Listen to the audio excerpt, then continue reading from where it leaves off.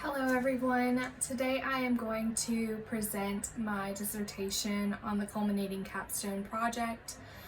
This is my binder and resource portfolio, which will be accompanied by a PowerPoint and also a second PowerPoint which has materials and other pictures from both the binder and from me working this summer at More Pediatric Therapy Services in Southern Pines.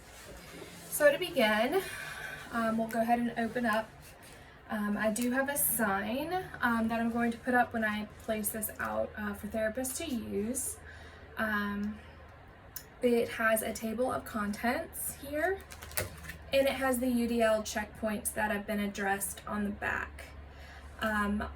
All of the Universal Design for Learning checkpoints have been addressed during this summer. However, I selected a few that I thought were really hit home with some of my resources that I created and some of the conversations that I had. So just to kind of narrow it down and give them a base of remembering and sustainability. It starts with the community resource guide, which was created for parents. I felt like they needed a place to go for pretty much everything: groceries, food, how to go about busyness during COVID-19, and even now as there's still some cases going around, just to have resources for healthcare. And we also have child development and early intervention here, as well as some Facebook pages they can find for babysitting. We have an ergonomics PowerPoint followed by the Nature as Therapy PowerPoint, which addresses checkpoints 1.1 through 1.3, 3.1, and 5.2. We have the Special Diagnoses PowerPoint, which was one of my favorite to work on. I have autism, low vision, hard of hearing, and Down syndrome, conduct disorder, just highlighted in this PowerPoint, and we focus on customizing the information for those children and providing language solutions and facilitating coping skills, things that I've been working on all summer, but really just narrowed down to some special diagnoses. This is a PowerPoint I sent early on in my deck, the Universal Design for Learning PowerPoint, just basically the 101, and I did decide to break this one up so they could have easy access to Universal Design for Learning into separate portions, exactly what the problems are, why we're using it, and also I have a picture of the model that I created in our capstone course, and here I have why we use Universal Design for Learning in therapy. Okay, then I go to my first section, which is sleep and routine. I have a couple resources in here. The first one was created for one specific parent and child. The child was co-sleeping with the parent and was having difficulty moving to his own crib. And so I really felt it was important to educate the parent on sleep and the needs of each age of sleep, because they're different. Newborns, for example, need 14 to 17 hours of sleep a night. I also have information on different websites you can go to if you have a sleep disorder or you may think you have a sleep disorder, and I've also copied most of these in black and white so the therapist can choose to have color or black and white. Here we have sleep and mental health. As an OT student, I understand the importance of getting a good night's sleep to function the next day and have a good outlook on life. The next is Universal Design for Learning. So these are specific targeted worksheets and resources that I've created for the Universal Design for Learning. This is the Optimizing Individual Choice and Autonomy chart. We talked about metacognition and who it applies to, and this is really where my deck started, having children and parents understand autonomy and the relationship of the importance of children doing things themselves. We have a defined assistive technology and adaptive equipment are important to universal design for learning, and I've separated those two out. So we have the results from survey 1. I found out that 30% of the clients were aged 4 to 6, 30% were aged 6 to 10, and 25 were aged 2 to 3, and the rest are under the age of 1. So I identified the main problems. Patients have most need help with social skills, fine motor skills, gross motor skills, and self-help skills, IADLs and ADLs. So through the course of my deck, I really hit those home with some posters. I created an ADL room. I made sure that parents had resources on Instagram and YouTube for those specific social skills and things like that. Just training your child how to cope back with going back to school, and I even asked questions to the therapist on, did you see a difference in school attendance based on your caseload, and the answer was yes. Quite a bit of them actually started homeschooling secondary to COVID-19. Here's the sample schedule I created for the parents. We have this really cool writing and advocacy email and laws to use format that the parents had access to.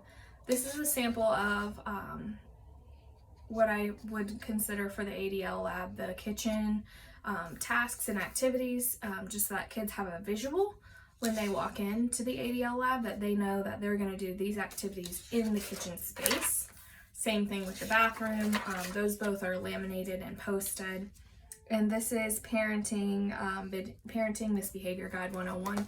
Actually, I printed 10 of these, and 5 of them were taken within the first 2 days of them being out there. So I feel like this Parenting Misbehavior Guide was both a request from the therapist and from the parents. Just they needed tips and tricks and anything we could give them on how to do that. Next is Parenting Tips for the Tired Parent. Again, that one was taken up pretty quick. And the last one is absence awareness. So we do have a lot of cancellations in pediatrics. Unfortunately, it's the nature of the setting. But I just wanted to make everyone aware in the office and lobby and outside that, thank you for calling and canceling. Here's what it looks like when you do cancel. You go into this percentage. And so this is just an infographic to hopefully help us cut down on some of those. And I also discuss making a schedule, having a routine, the importance for your child to have a routine, how that impacts their schooling and what they want to do in the future. And I provided copies of a schedule and just made this even bigger and asking, do you know when your next appointment is? Because you would be surprised how many patients did not know or parents did not know. I have this ergonomics chart here in the next section, which is our school section. So I have a resource for teachers here and some pre-handwriting skills that I wanted to incorporate into a handout. Here's a mini poster. I have pictures of the posters hanging up on the walls in the clinic, but here are some mini posters if they ever wanted to copy that, and some really helpful developmental charts that serves as a parent resource if we ever need to make copies of a detailed developmental chart. The next section is physical health. So first I have heavy work. That was a request from some therapists to how do we explain heavy work to parents and what are some good examples here. Obviously carrying a laundry basket, vacuuming, moving heavy cans, pushing. We have a body awareness chart. Is one of the main goals of occupational therapy. Everyone should know where their hands are, their mouth is, just that original sense of my body. Here is a food pyramid chart. One of our CODAs had it copied, and I thought it was really useful to put in this binder so that everyone in the clinic has access to a chart. We have seen a couple of child obesity cases here, and so focusing on health and wellness, especially the physical health, is important. I created this play diet based off of a research that I have done on digital, social, active, creative, and free play. Play is the main occupation here in more pediatrics, pediatric outpatient therapy. And so it's been a really fun time just getting to explore all the different skills and practice skills that I've seen here this summer. Here's mental health. So mental health is just as important. I did do a guide a little bit on mental health for parents, and included that in the community resource guide as well, just some places they could get counseling and etc. And last, we have here our brochures for reflex integration. These were very important and also a popular request, just to have kind of a one-sheet handout that they could hand to parents, or a brochure. These were taken up relatively quickly. We see a lot of reflex integration and reflexes retained. I have a whole brochure on exercises for reflex integration, and I'll just go ahead and skip to the brochure and marketing section.